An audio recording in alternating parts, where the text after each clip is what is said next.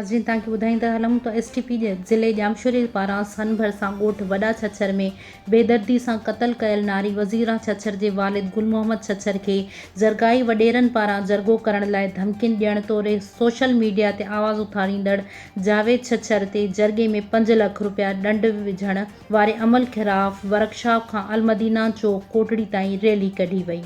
जी नाज़रीन, रिपोर्ट लियाकत अली चांडियो मुताबिक़ रैली में एसटीपी जे मरकज़ी अगवान हैदर मल्ला, नूरुद्दीन अब्बासी, ज़िले सदर यूनिस ओठो, अली शेर छछर, अमीरुद्दीन मक्सी, इब्राहिम खामड़ियो, अमजद मस्तोई, आमिर मक्सी, मंठार छछर, मीर हसन सुमरो, गुलज़ार मल्ला, शवाल ॾेथो, ख़ालिद मीराणी समेत वॾे अंग में एसटीपी कारकुननि ऐं तरक़ी पसंद नारी तहरीक जे अगवाननि ॿारनि समेत शिरकत कई।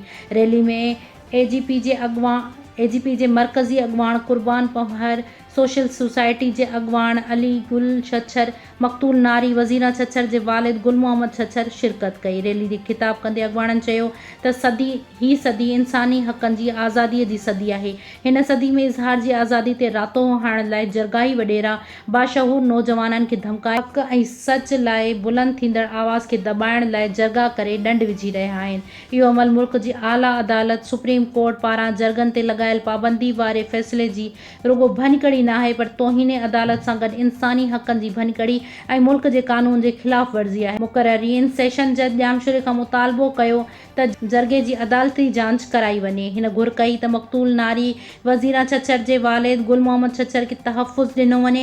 हिननि ऐलान कयो त किथे बि ॿीहर जरगे करण जी कोशिश कई वई त असां एसटीपी जा कारकुन इन जरगाई वॾेरनि जो घेराव कंदासीं।